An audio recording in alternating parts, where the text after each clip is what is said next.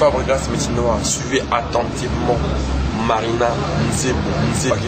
Serre-moi bien, mon de moi, métis noir, Marina Nzebo. Le naturel, autrement dit, leader dans Bango Nyos. Marina Nzebo. Personne ne zappe, Contactez Marina Nzebo 089 67 05 093 zebomar@yahoo.fr. Marina Nzebo elle est là, leader dans Bango Nyos. On a un bac de peine à bye bye.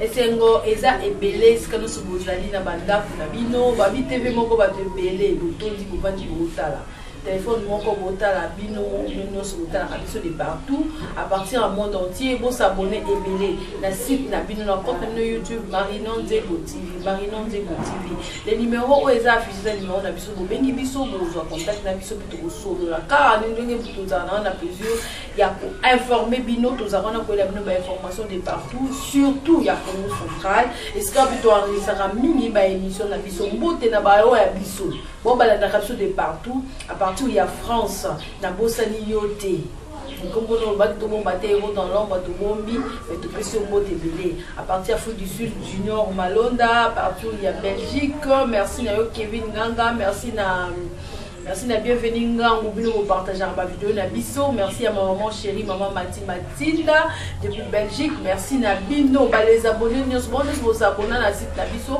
il y a Marina Nzebo TV plaisir et ça ebelé parce que vous la rawana Mozelaka, puis vous venez à biso pour nous faire ce sujet autour pour développer. Mon collègue, tu as mis pour Nabino président fidèle du Lukala, du Lukila, Oyazali, ambassadeur de la paix. Tu présentes en tant qu'ambassadeur de la paix parce que là, ma fonction est moi. Bonjour président. Bonjour maman Marina. Bon t'es bien, hein, t'as qui m'y a ensemble là, on est ensemble. Parce que l'objet aux ambassadeurs de la paix, on a ma casquette, mais le temps d'avoir ma casquette. Bon, je pense que c'est la répétition. Les gens fidèles avant qu'il à part que l'ambassadeur de la paix, ils allaient dans le président de la fondation Les Amis des Fidèles, Zabaguzinga, et puis ils allaient mettre mécène et sport dans le Congo central au Baknios Bayebi, et puis ils allaient sur le plan politique, ils allaient secrétaire fédéral, il y a parti notre AFDC ANA dans le niveau Congo central. Azali paye cadre et compagnie au office congolais de contrôle. Donc Azali est belé, na sukina noa. Fondé des pouvoirs. Na sukina noa. Fondé le pouvoir kalamingi. Bon. Ubungipe. Bon, to bungite tozali, sauf que la presse, azali moi stratégie mouké. To bomba maki mais ko ndeto bimiboy. Ti na 2023, to bomba masoti. Bon, la mission de partout, on est à bon, après si on a une beauté, nous avons passé grâce à confinement et l'équipe et les deux oyo tout la santé qui toko. Après si on a une beauté, vous avez décidé d'avoir une émission à Marina Nzebo parce que l'émission on est bimisaka, on est ce bon bami. Babi bo fundoli, tout le monde dans la cité pour ça la bien, ambassadeur de la paix et ambassadeur de la paix. Donc à la place où ça place va parler l'enfant.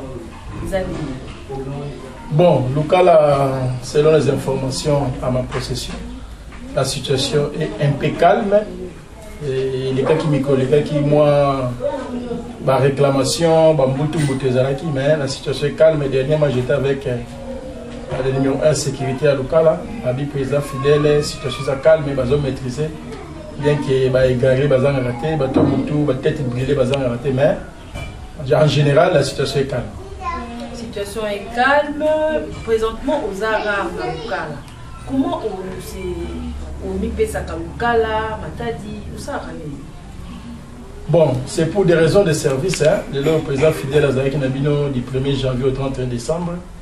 Les raisons de service, c'est ça que le président fidèle de l'Oyo a affecté dans Matadi. J'ai été rappelé pour des raisons de service.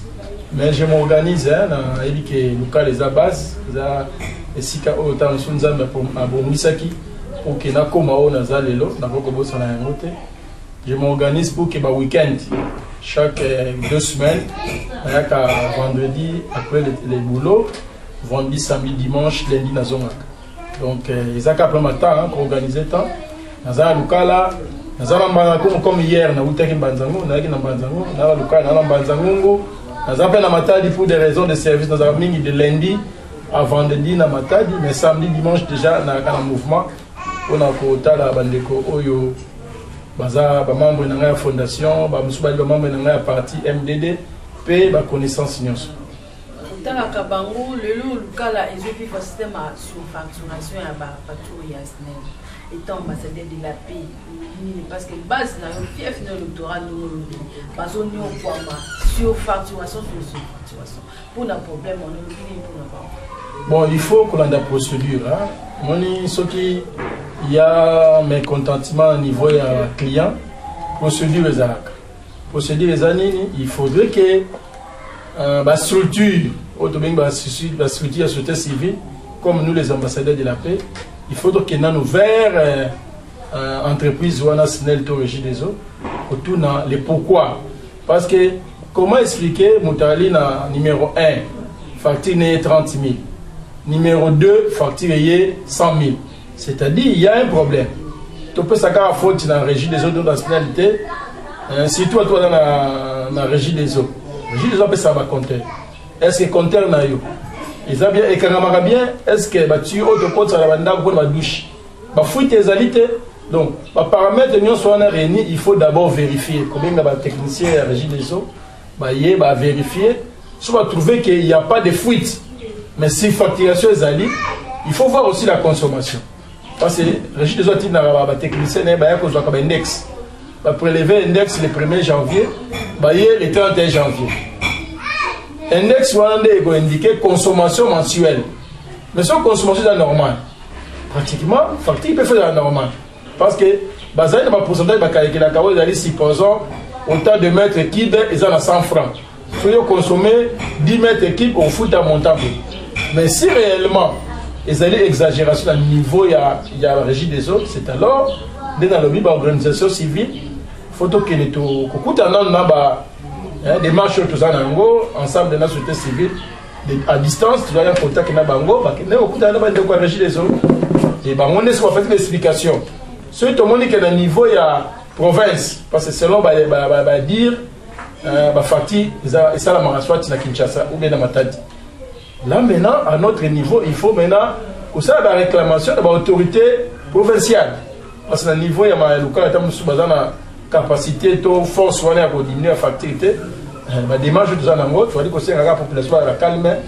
La démarche est bandaki déjà. J'avais reçu il y a 2 semaines une délégation, il y a la société civile qui est de Matadi. Ensemble avec eux, Tokendaki, pour ça, la réclamation. Bientôt, je pense que la solution est que Manango, base à la calme. On a fait au coup de la première maille, il y a 3 jours passés, maille na niveau local à Ezate. On est en contact avec Batouana, ils ont des problèmes, il y a des problèmes nationaux.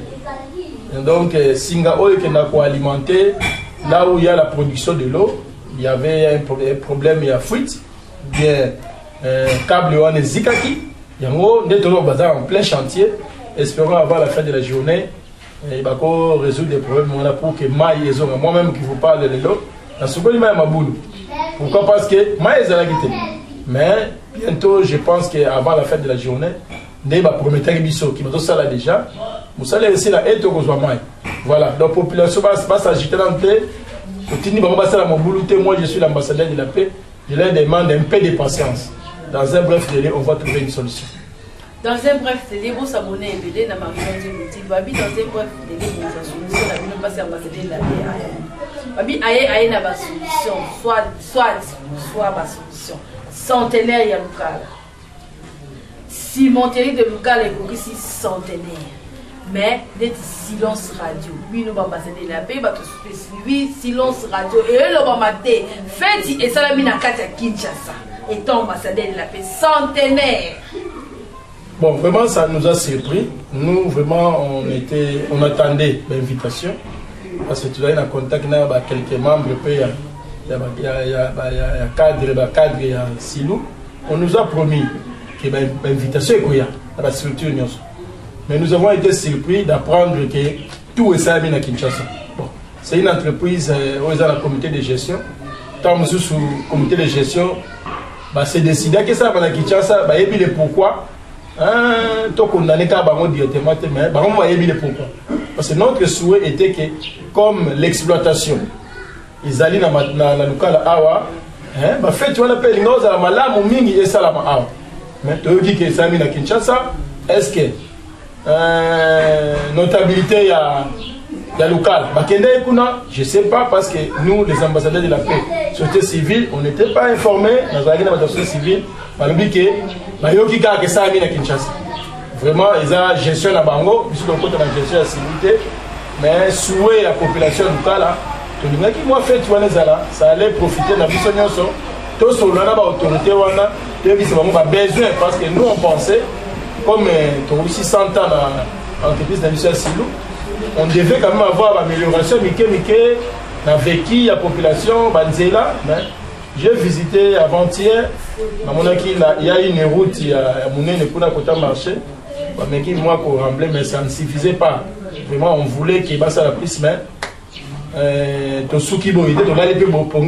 va écrire des lettres pour leur demander retard et ils peuvent récupérer moi pour que ça la le fils que quelque chose dans la population locale pour la locale tout se peut. Population locale à Zolela, insécurité qui peut c'est la locale exactement mais comme il y a insécurité mini dans le niveau de la police parce que le lot comme ils sont confondus et comme il faut que nous avons la plainte, même si on te fondi, on doit gagner les causes on perd. On a vu la situation où il y a un cas. Est-ce que ROI s'attend qui peut plainte par rapport à la situation? Merci Maman Marina, c'est une information. Qui une information mais quand ça ne tienne, rien n'est encore perdu. Juste après l'émission, parce qu'on a été en contact avec le commandant de la ville Nabiso, il y a la cité Nabiso locale, mais il y a un qui est là. Comme l'émission on a profité pour donner l'information. Je vais quand même me déplacer pour la Solana Mokonzi, puis dans la population, on a Solana pour les informations. Si réellement ce que vous dites, la PCOK a raison, ce qu'ils ont vraiment fondé, et je pense que nous avons fait quelque chose. Là, j'étais fleur dans le commandant de la cité locale. À chaque fois, même à distance, j'interviens, des fois même à distance, à partir de matin, dans une information, on a vraiment appelé ça la précision. Et ceux qui n'ont pas été avant la zone.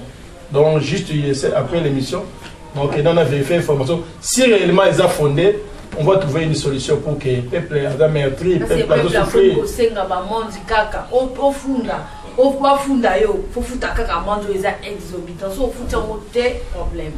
On va trouver une solution. Vraiment, après l'émission, nous avons tellement, nous avons tout le monde.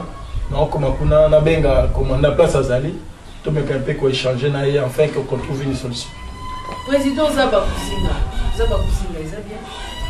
Bon, fondation, ils ont informé, ils ont moi, tout ça, moi, stratégie, moi, tout le monde m'a mais tout ça, ils m'ont donné lobby. Et tout ça, ici, banderole.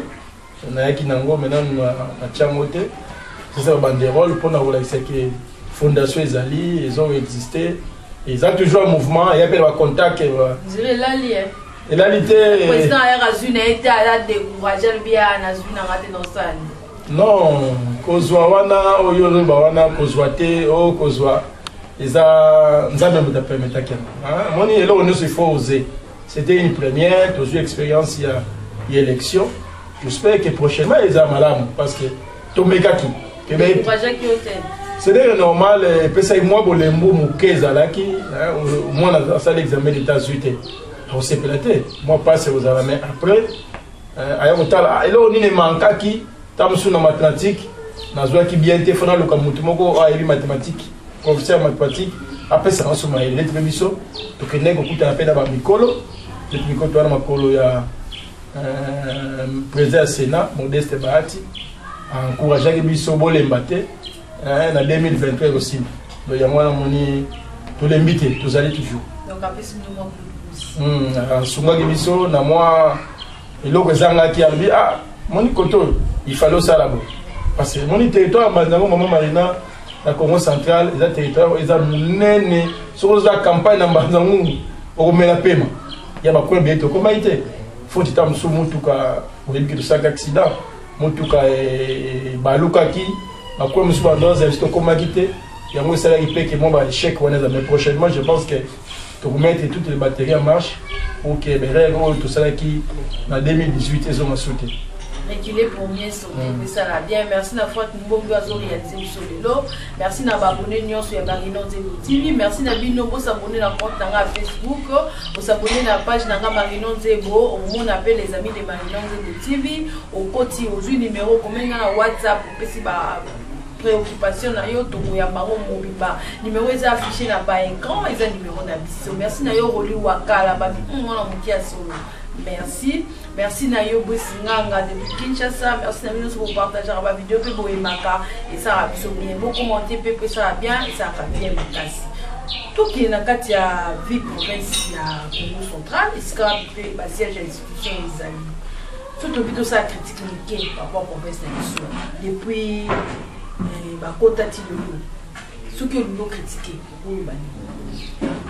Bon, en soi, autorité provinciale, besoin qui t'a embellé, il y a conflit.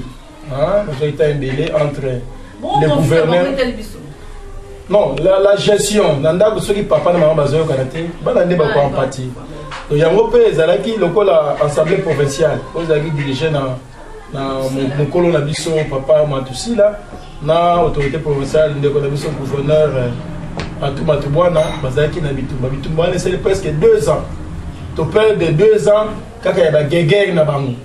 Mais nous avons salari grâce et là on est sur les bandes de Nasuka Nango. Yokanaki, Moko Atiki, siège dans Motumususu, Batiaki d'ensemble. J'espère que tu peux critiquer la période parce que notre souhait était que Bayokana. Parce que tu vas dire que tu as la TV dans la province Mususu. Développement est allé, mais puis nous sommes en cas parce que Batumi Balé Banda où est le pouvoir. Maintenant que Kimia et Zongi, j'espère que tout le monde est institution et Bandi Kosan. Prévenez que dans ma tadi, vous remarquerez quand même que l'autorité de l'État est Zongi. À l'époque, on avait des zones de l'État et trop. Maintenant, nous sommes dans l'institution comme Kosala, Assemblée provinciale. Nous avons voté par les 10 provinciaux. Nous sommes dans Misale Bandi Kozonga, les loyaux, stade Lumumba. Misale bandi nga mona zala kuna namoni misale bandi kutu na ba prendre nga bandi ko tcha déjà ba chaise oyo ya ba supporter et so yena matadi lelo mona misala maire de la ville, félicitations, courage, on est ensemble.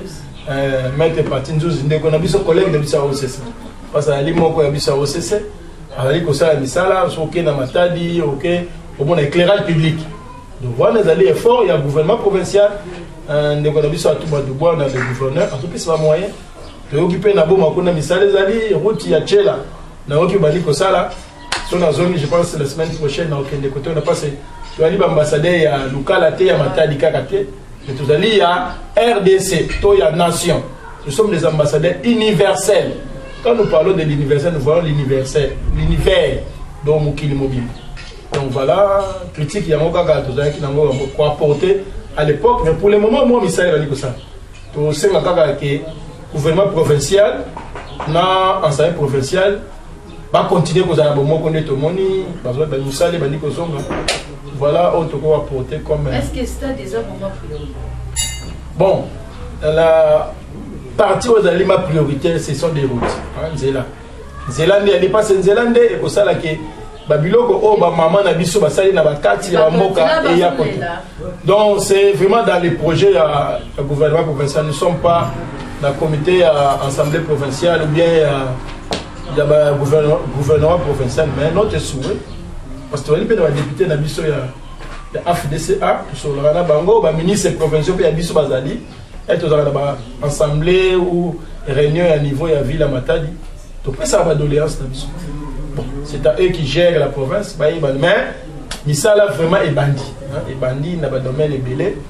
Donc c'est tout on a de chance. Mais Patrick a 2 ans, nous avons chance. J'espère que par la grâce de Dieu, il peut quand même faire quelque chose. Mais 2 ans, 3 ans va coûter 2 ans de bon. Bon, il faut qu'il y ait déjà un début. Je sais que dans 2 ans, aussi, ça ne va pas signer, surtout dans les années sauter. Mais si nous apprenons que Misala est bandit, c'est déjà quelque chose de bien. Il faut commencer quelque part pour arriver soit si les 100%, soit c'est bénéfice à 40%. Mandé pour y attendre sur la gestion de la province. Président fidèle en tant qu'économiste, à cause de la ministre de la Finance de la province. Je vais te porter par la mission pour que, malin, mais parce qu'il y a la perfection n'est pas de ce monde. Mais il faut commencer quelque part. Notre souhait, c'est ça.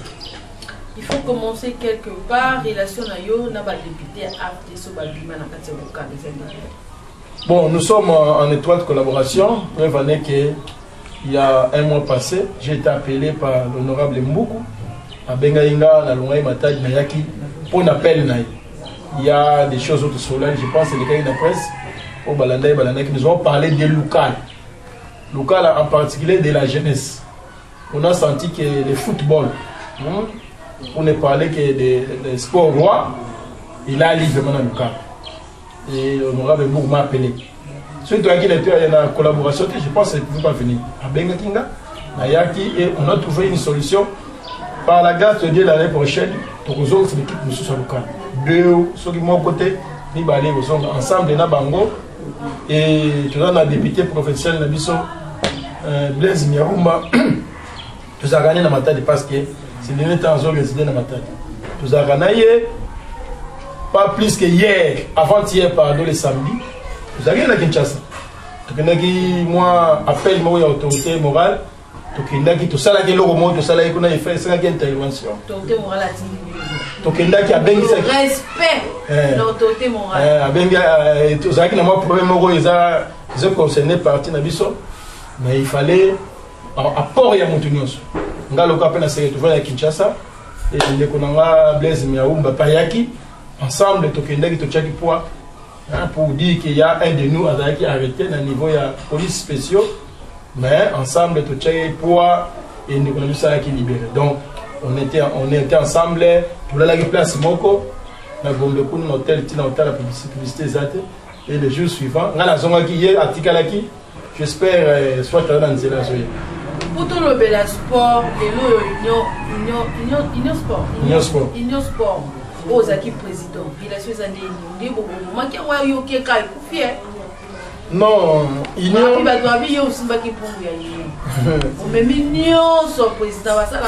Bon, ils écoutent vraiment pour monter, mais ils attendent. Et là, on a fait ce qu'on pouvait faire pour que l'équipe Union comme à un niveau où il y a avant. Mais notre départ aussi a influé négativement. Et plus négativement, influé négativement, il fallait une autre personne à prier, tout ça, malheureusement, départ d'Anga, il est mis à faire. C'est comme si tu me suis dit pour la président fidèle. Les présidents fidèles, la commune Matadi, c'est difficile. Dans le c'est le football, tout l'encadrement de la jeunesse, c'est la présence. Nous avons aussi quand le téléphone, j'ai un entraînement. Je vais le président fidèle. Bon, ça influe négativement, mais quand c'est Etienne, qui pas union les lois exactes, c'est la vérité. Qui fait exact, mais tout ce solo là, dans le but de solo, dans l'autorité député national, n'a pas de coupé à union, n'a pas de coupé à Silou, tout sangana qui tout solo là qui. J'espère que l'année prochaine, l'équipe n'a plus besoin. Nous avons président Union Sport. Bon, ce que c'est que président parce que je vous informe, c'était quand aujourd'hui nous sommes lundi, jeudi ou vendredi, nous avons un groupe de jeunes, Mikolo, mon gouvernement la président, vous avez pour la nuit. La jeunesse aussi, il y a local Koufi, l'équipe est soutenu, Silou est Koufi, Ini est Koufi, Simba est Koufa. À lobby, il y a le lobby, vraiment lobby. On a dit c'est Nayoki. Pour la solution l'année prochaine. Voilà le message qui est donc vraiment. Et ça la passe, et ça passe nettoyer, il y a une semaine à local. Activité sportive, exaltée. Donc, comme il y a tout à l'heure un match à Mindele, non. Bissomoto, c'est pas l'équipe de la match à Bissomoto. Cassé Etienne, c'est plus qu'à promesse pour l'année prochaine. Nous avons ça la grâce et l'équipe de M. Beson.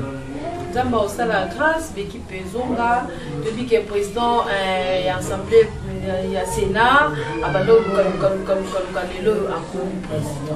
Là, ça abandonne le cas. Quand on a qui élection, Bon, en tant que cadre, il y a AFDCA, Papa Nabino. Attends, Papa Nabino, c'est une promotion. Bana, faut se faire non? Comment que Bana va se retrouver? C'est comme nous maintenant, si le plan politique, vous allez fiers. Il y a bien que vous allez Moko, il y a AFDC. Et en tant que secrétaire fédéral, vraiment, on a une série. Tout ce que les jours, voilà, tu n'es pas félicitations, tu n'es même à Kinshasa. Nama symbole na biso ya Congo central si ni auto chaka wana ya mutazo mbuka libanga ya matadi tumila ki autorité je me pe ngomba mubimba la province tu n'as autre autorité il connaît combien faire autorité morale et autorité c'est pelaki on est ensemble donc dans le lobby sambi to zaki na autorité morale solo laki solo autant musumana na mobilisate qui bana local ami balé ngai ni ambassadeur fidèle de là na honorable bien zimero to zaki to soleil na autorité et le reste c'est am sur la ka pour na bien na biso bana local mais tout a passé c'est que vous bela qui autorité par rapport à local bana local base la ligne. Bon, on a parlé de tout hein, on a parlé de tout au province na biso comme central mais moi na divulguer dans ba secret za on tes abilo dans na cuisine bazolam tant que bimandé tout le monde a que résultat il y a AFDC présence AFDC dans le local là pour que ça quand même un plus pour le développement de la mission. Ça un plus pour vivre un confinement de vie qui est mérito oui c'est sur la tête que le confinement et qu'il est que bon vraiment maman Marina Nzambe azamunene et batu musuba gano quand ça t'a musu malade zate. Je vous informe que malade Yohane Izaraki vraiment ils ont continué à apprendre la nécessité et coup de chapeau de l'autorité en Boka bazoa qui mécanicien pour confiner c'est-à-dire qu'on bombe bisona nous ma restriction de bien en français on m'a comme ça dans ça lobby tout ça on le sauter mais venez que tout le monde est d'église il va ensemble tout le monde ça na bandako na ba mitu catholique au tambola tout ça pour finir à 4 5 tout même balé donc moi président fidèle confinement n'écoute un na matadi depuis mois de mars oyo mokonzi a décrété ki yango na ki na matadi bon ça que ndé na noya chaque 15 jours na oya lukala on ça tam sur 1 mois 2 mois na yé tout ça mis en contact na badoté mais ce qui m'avait plus tiqué na lukala aso toyé ngala lati kashine mais non tant na nzela ba kashine bazate pas malade ba bien zate na lukala makamone non j'ai prodigué des conseils à mes bien-aimés. Non, photo c'est protégé. Bon, non, Kachine Nazana Awa, mais il a un respect à la téléspectateur. Bon, mon éloigné président fidèle, sur la Kangi, je vous dis, donc il est seulement un frère là, Matadi, Azaki, na Kachine, Moutumo Azo Lukaye Moutaniongo. Mais tellement elle a découvert, mon y était. Il y a un peu de lingi, il y a un président fidèle Azali, Nazali en bonne santé de Bosomona. Et vraiment Zamba Salika ça battait les bisous ba mingi pe bazana biso souté et il a qui battait belé ba biso bakenda ki kana maladie oyo surtout na matadi na lukala na yo kité maintenant na matadi vraiment ba kufé belé ba collègue ya OCC ba collègue ba politicien de qui belé na kintu ba kufé mais lukala ça ba battait les bisous donc on est toujours qu'on se protéger moto zana confiance na été il faut se protéger jusqu'à ce que à décréter vraiment que maladie wana esili voilà to zongeli ndé to zaki liboso tout le monde qui on dirait na mboka na biso République démocratique du Congo c'est banda ko kité nous sommes des banda ko dimasi le gouvernement ya ba wario ni ba obenga impressionné ça. Bon quand on parle des warriors tout à l'heure film donc bateau ba combattant des gens qui sont sur terrain les bateau au ba fana na priorité. Donc, notre gouvernement est dirigé par le Premier ministre Samba Lukonde. Tout le monde ça a chance. Tout le monde présenter toutes les bonnes choses du monde. Parce que on a poni. Na quelques ministres tout le monde, na bande économique sur Congo central, sur 5 sur 6. Ministre provincial. Tous avons la chance. Tous avons chance. Tout chabiso tout ça là. Tout bon de la pona bango.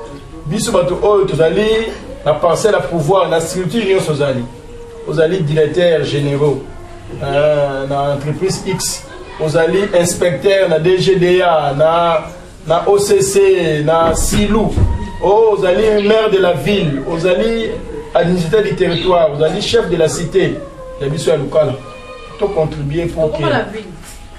Bon, jusque-là, officiellement, ville dans notre non, la cité, la commune. Et tout ce qu'on va compter. Parce que mon compte à partir de l'écolo, après, il y a baba na bino ma ezali. Il faut que je me ça dans là. Et après, ce que tu commune, tu remets soufflé, c'est alors on est au sein d'un apport extérieur. Vraiment, toutes les bonnes choses, toutes les chances. Le gouvernement a dit qu'il y a à peine une semaine, il va commencer à tout. Il va bah ça les cas remisés samedi, bah ça les vendredi, bah ça les lots. Nous avons une chance. Total on a 100 jours. Ça veut dire 100 jours nous devons réellement est-ce que bah warrior to bengi bah combattant. Bazali bah combattant au monde qui est simbité. Donc quand on était de droit au monde la population ko tambola pour que soit pas longo là oh wana pas contre ça nous tous. Population a payé le fait ambassadeur un mot pour la banque.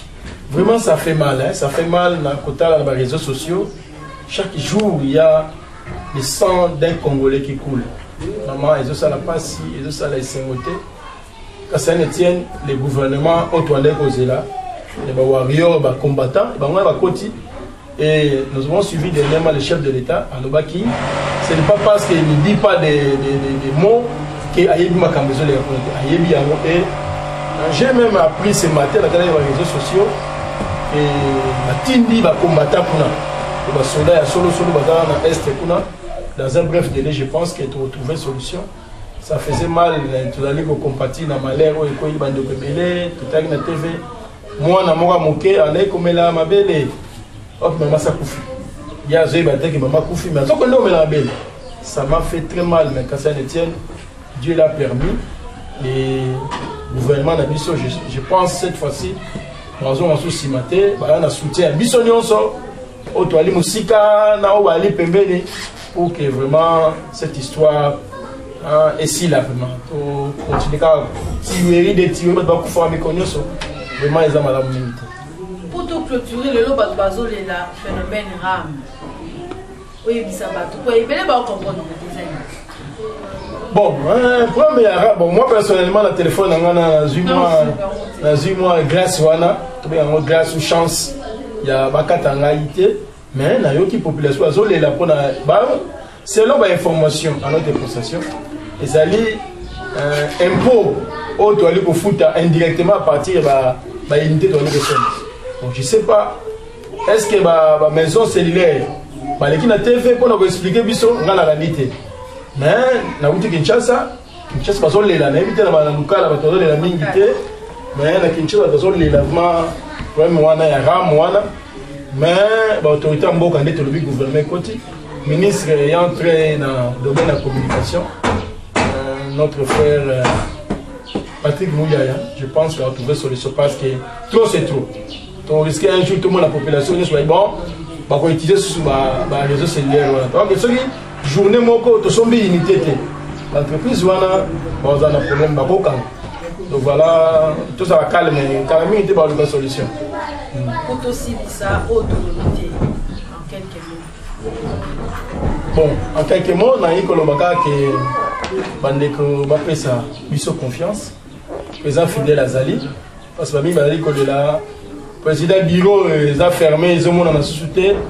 C'est pour des raisons stratégiques. Ils ont dit parce que les moyens à louer le bureau, ils ont dit non. Reculer pour mieux sauter. Président conciliateur. La fonction financière. Président conciliateur parce que nous avons Azali. Nous avons Ali Kolia, Azali Kosunga, Bato Sunga quand même à distance. Et puis partir pour tout tout ça, si nous avons la force pour tout ma case, pour les gars, MDD, ils ont qui poche à président. Mais si tu as AFDC, poche, tu as Moulaï, que les routes de président. Le président Silité, ils ont la stratégie. Mais cette fois-ci, on voulait plus travailler sur la fondation, les noms. Kalamingité, les amis de fidèles, Zabakuzinga, Kalamingité, bon, on a bureau Zobima. Là, on va écrire pas l'AFDC, parce que tu vois, derrière le bureau AFDC, le bureau Zobima. Là, il y aura des informations qu'il y a président fidèle du Lukila. Souvent, on pose président fidèle du Lukila, au Yewana, au Kozwa C'est que vous qui MDD. Non, le MDD existe. MDD Zali. Les MDD Zali, les 100. Voilà ma qu'il avait. Mais la politique est dynamique. La politique est statique. Il faut les afficher. Quand on parle sur le plan national maintenant des partis politiques, on parle de MDD. MDD, c'est le plan provincial ou local. Mais sur le plan national, nous avons la FDC. C'est pour cela, cette fois-ci, nous avons opté que tous à l'avant au four et au moulin. Parce que s'il faut partager les gâteaux, gâteau est un président fidèle à Olia Yemota, Olia Kakana, M. Tuzali Am. Donc, tous à la prise dans le centre vers ma solo. Là, c'est pas Kamula Nzoko, Yoz à la Wan. Nazomo, c'est là Kamula Naban il y a local. Voilà, et donc voilà, mais MDD Zali toujours coexister. Si on a dit que tant que nous avons le drapeau MDD Zali, vous allez commenter, membre de Zali, la main. Je leur dis pour un moment, la cause on a les sous-sous, là, on a les amis des fidèles, et là, peut-être une stratégie pour cicatrer en préparation, il y a l'élection 2023. Donc 2023, nous avons fait des comme cas, c'est toujours en bonne santé. On dit politique déjà, sur ce côté, au besoin sur le ciment. Non, on a le président de la République, maman. Le président de la République a lobby. Le président de la République a lobby, il y a Zali, Moto a outil dans la démocratie. Abimi la démocratie. Du coup, quand on a l'élection en 2032, non, en 2023, l'élection de Zali. Et Oyo, Balela qui lobby, président fidèle, dans ton petit chance en 2023, on a déjà élection comme ça. Cette fois-ci, tout le monde a tourné, parce que tu as la position, tu es dans la nationale, tu es dans la provinciale, tu es non, c'est pas les assoutés, parce qu'on a revisité la loi électorale et les assoutés, il faut choisir, mais moi, pour tout le temps, parce que ma solo, on a un tour de Bangote. Quand on a solo, je pense que tu peux y aller sur le plateau ou bien dans le bureau, tu peux expliquer à mon papa que cette fois-là, tu as sur les règles, tout ça qui parce que les gens, partout là, partout là, mais les appels fautes, l'élection, les gars qui sont bien mis, les règles, les gars qui sont mêlés, prévenez que jour n'a pas publié qui va. Il a contact avec les gens sur place, il y a des bases, il y a des résultats, et il y a publié des résultats. Donc pour dire qu'il y a certains bulletins à considérer qui ont voté. Mais, gloire soit rendue à Dieu, parce que nous, la FDCA, tu dis quand même. Tu dis que député national, et puis quand il y a les députés président. Dans la liste, on a dit ça. Donc, on va voir ébélé. Tu connais le seuil national, tu connais le seuil provincial. Voilà, on a eu le combat. Merci d'abord à Maman Marina. Je ne sais pas comment on a répondu à un congé d'ailleurs. Dans dans 2 jours. Mais le quoi on a congé dans Rozonga. Dans Rozonga, on a fait Awa. Et yo, il m'a présent fidèle. Il y a un peu au monde. Pour ça, nous sommes dans le monde. Président fidèle, démoyé bilier, la simplicité dans le monde. La vitre comme fumée. Après, comment ça vitre était, porte n'est pas comment chien méchanté. Donc, tout le moment, on est dans la boue. Maintenant, on a mis, sur mon cœur, il y a 30 personnes pour le président fidèle. Le solo, il va mine, il a CP, il va appeler ça. Parce qu'on a encouragé les choses. Et tu es un bon président, il y a des gens qui sont Simanayo, tellement, on a les marités. C'est qu'à moi, la politique est une stratégie. On a dit la politique orientée. On a demandé à Voulouba, on a dit pas, on a dit c'est bon, l'État monsieur a cité ça. Cette fois-ci, tu as un programme pour arriver à l'objectif où on va dire ce qu'on a dit que ça. Merci beaucoup, Président Fidèle Nathan. Merci d'avoir fait ce temps malgré l'occupation. Ambassadeur de la paix Fidèle Kila, Papa Zababouzi. zinga donc eba ovana bato zala be poza la poto la biso eba ovana ba bali aka na bato cercle za kilo pesa bien ba abonné na biso bo s'abonner na Marina TV numéro est affiché za numéro na biso bo benga biso bo communiquer sur WhatsApp to répondre à bino boza qui tellement ebele ba bitebe moko ba tebele bo tala bo s'abonner ebele merci ba ola ngai nazanga raté pour pesa bino ba mbote skem so bozala ka partout dans le monde entier natanga ba kombo pesa bien parce que bino bozora temps partager ba vidéo na biso ko ba ninga mususu boza ebele oli wakala bienvenue ngangu Kevin Nganga bino so bana Belgique bino so bino ba biso na ebele bana France boza tellement ebele merci nazo ki ba reproche nazo ki ba conseil na bino ça va biso bien Afrique du Sud Junior Malone na yebi ke yo so vidéo ko tika maman yo partager merci na yo merci la fois tout le monde doit réaliser le Marina Nzebo qui na bino merci au revoir ciao.